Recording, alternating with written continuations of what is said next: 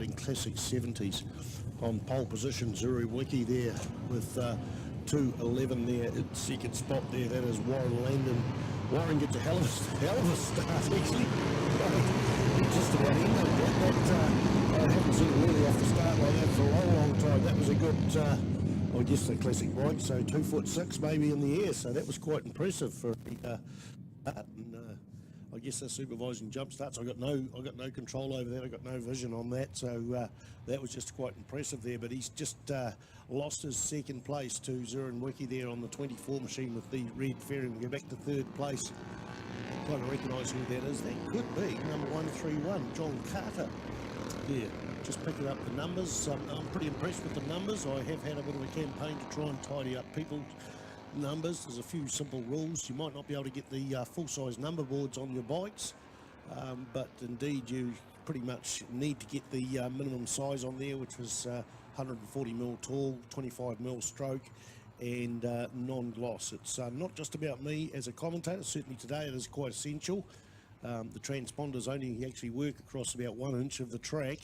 It's all about the spectators, and also mainly the main thing is, in case something needs to be black flagged, a corner marshal needs to identify that bike and report it in, and it could indeed, the guy or girl who's on the start finish line needs to be able to identify the bike to black flag it. But I'm pretty impressed with the numbers overall in the pits, and I guess this is about people still needing to know their results and not relying on transponders. But don't fall into that trap when the transponders come along. A great battle coming out in the front between 24 and 2:11 there.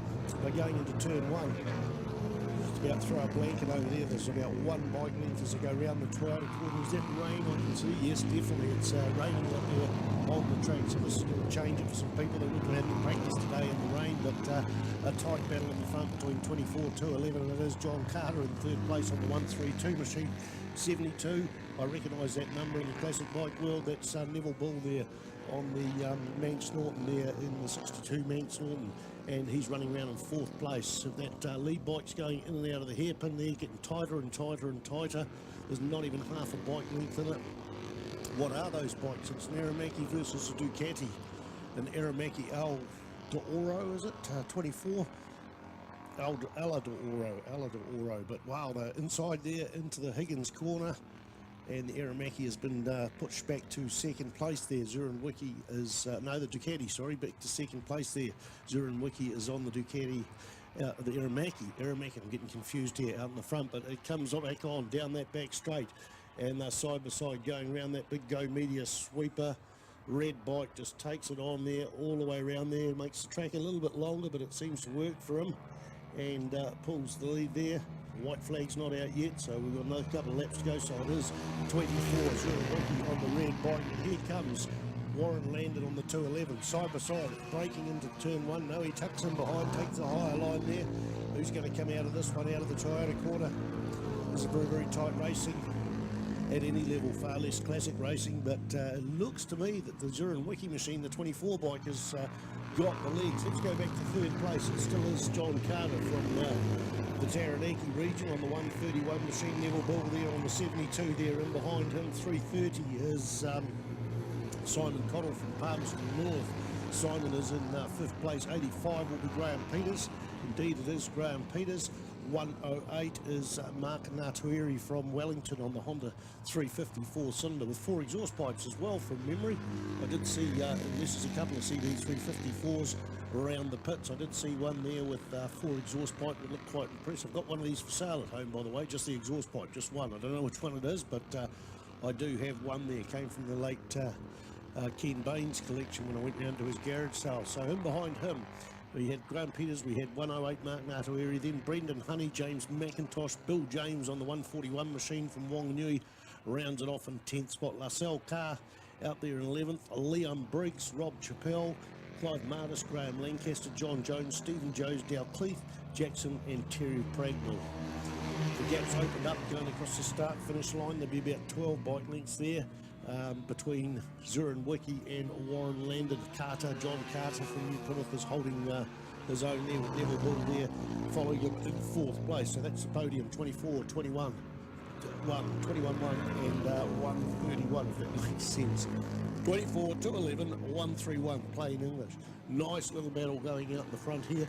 It is the final lap for the Group 4, 251 to 350cc pre-63 Clubmans, factory modified and classic 1970s bikes. And hey, it's not over till the fat lady sings. I say, oh, here we go, 211. Warren Landon, Terry Pregna's right towards the middle of the field. I don't know, he's about 5th place. Warren Landon reels it in and they go into Higgins. It's going to be a braking duel there, but they're still doing the same thing. Warren Landon takes the higher line. It's down that back straight. Both the bikes are relatively even fared. Whose is the quicker bike down that back straight? They're both perfectly matched, I'd have to say that. It's going to be down to the braking with 24 leads over 211. John Carter comes out of the Higgins corner there, round that big sweeper. That's all done and dusted as long as they get through this corner, because it looks to me like Zurich just got that extra bit of a gap under braking going into that, and takes a checkered flag right about now. 24 to 11. John Carter's holding that 3rd place quite successfully.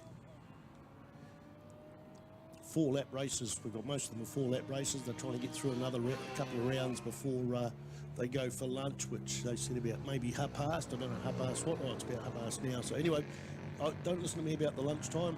You need to listen to the pit announcements for that information. I will try and pass that on. There's Terry Pregnell there on the 159 machine, and Simon Cottle there, just a very small gap of about less than a second between 5th and 6th place. So reeling them back through 24, Zurich. Then it was Warren Landon, John Carter, Neville Bull, Terry Pregnell there in 5th spot on the 159 machine. Simon Cottle, Chip Graham Peters there, Mark Nartueri, James McIntosh and Brendan Honey in 10th spot. Bill James on 141 has gone through, and that is 53. LaSalle Carr with Liam Briggs following him, and a couple other stragglers there still enjoying their day's racing. 292 Graham Lancaster and 270, and that is John Jones. I think that's, I know there's still one bike there coming down around that big back straight around the big sweeper, so they're all gritting up there ready to cross the track as soon as they get the orders from the control tower.